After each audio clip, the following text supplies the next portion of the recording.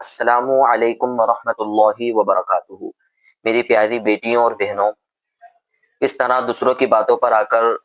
ہم ہمارے محبت بھرے رشتے کو کہاں سے کہاں پہنچا دیتے ہیں، اور دوسروں کی باتوں پر یقین کر کر ہم ہمارے رشتے کو کس طرح خراب کر دیتے ہیں، اس واقعے سے آپ کو معلوم ہوگا جو میں آپ کو سنانے والا ہوں۔ واقعہ یہ ہے کہ ایک جوڑا ہوتا ہے جس کو نکاح میں رہتے ہوئے 8-10 سال گزر جاتے ہیں۔ دونوں میاں بیوی ایک دوسرے سے بے انتہا محبت کرتے ہیں، دونوں کے دلوں کے اندر ایک دوسرے کے لیے بے انتہا محبت ہوتی ہے، لیکن وہ بے اولاد ہوتے ہیں، اولاد کی دولت سے محروم ہوتے ہیں۔ لیکن اس محبت بھرے رشتے کو کس طرح برباد کر دیا جاتا ہے، کس طرح اس کو طلاق کی نوبت پر پہنچا دیا جاتا ہے، آپ کو پتہ چلے گا۔ اچانک ایسا ہوتا ہے کہ ان میاں بیوی کے گھر کے پاس میں ایک نئی پڑوسن اور ہمسائن آ جاتی ہے۔ وہ نئی پڑوسن اور ہمسائن ان کے گھر پر آتی ہے، اس شوہر کی بیوی سے ملاقات اور گفتگو کرتی ہے، بات چیت کرتی ہے، اور باتوں ہی باتوں میں اولاد کا تذکرہ بھی کرتی ہے اور ذکر بھی کرتی ہے، اور کہتی ہے کہ آپ ایک مرتبہ ٹیسٹ کروائیے، جانچ کروائیے۔ پڑوسن کی، ہمسائن کی اس بات پر وہ بیوی اپنے شوہر کے ساتھ ٹیسٹ کروانے کے لیے چلی جاتی ہے،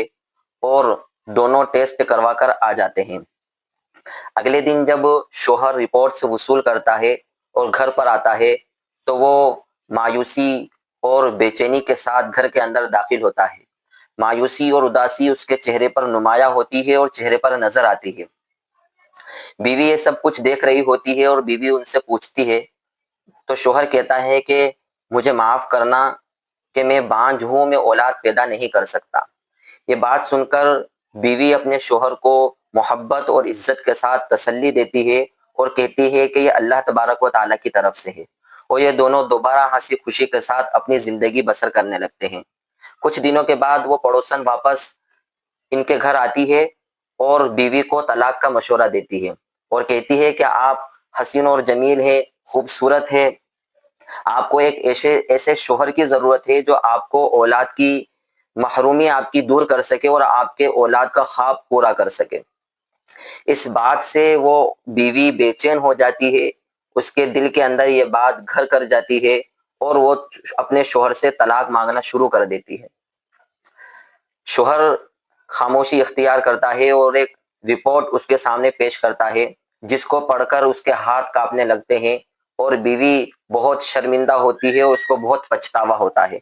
کیونکہ اس رپورٹ پر یہ لکھا ہوا ہوتا ہے کہ بانجھ شوہر نہیں ہے بلکہ بیوی ہے، اور وہ اولاد پیدا نہیں کر سکتی ہے۔ وہ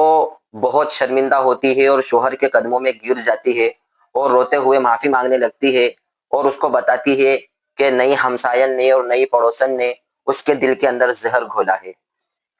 شوہر اس کو معاف کر دیتا ہے اور کہتا ہے کہ آج تو آپ نے غیر کی بات پر یقین کر لیا، دوسروں کی بات پر یقین کر لیا، لیکن آئندہ کسی غیر کی بات پر یقین نہ کرنا۔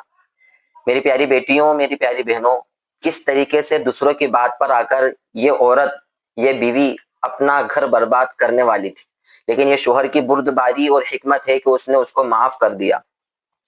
اس لیے میری پیاری بہنوں، اس واقعے سے ہم کو یہ سبق لینا چاہیے کہ ہم کو ہمارے رشتے پر اعتماد اور بھروسہ رکھنا چاہیے، ایسے لوگوں سے دوری اختیار کرنا چاہیے، دور رہنا چاہیے جو آپ کو بھڑکانے والے ہو، آپ کو غلط فہمیاں آپ کے دماغ میں پیدا کرنے والے ہو، اور ایسے لوگوں سے بھی دوری اختیار کرنا چاہیے جو آپ کے رشتے سے ناخوش ہو اور آپ کے رشتے کو برباد کرنا چاہتے ہو۔ یاد رکھیے، دونوں ایک دوسرے کو سمجھ کر، دونوں ایک دوسرے کی باتوں کو سن کر آگے بڑھتے رہیے، دوسروں کے چکر میں آ کر اپنے رشتے کو خراب اور برباد نہ کیجیے۔ ایسے بہت سارے واقعات ہیں، ایسی بہت ساری بیٹیاں اور بہنیں اور خواتین ہیں جو دوسروں کی باتوں پر آ کر اپنے رشتے کو برباد کر چکی ہے۔ اس لیے میری پیاری بیٹیوں، میری پیاری بہنوں، اپنے رشتے پر، اپنے شوہر پر اعتماد اور بھروسہ رکھیے، اپنے شوہر کے لیے دعائیں کیجیے، اور غیروں کی بات پر آ کر اپنے رشتے کو خراب نہ کیجیے۔ جزاک اللہ۔ السلام علیکم ورحمۃ اللہ وبرکاتہ۔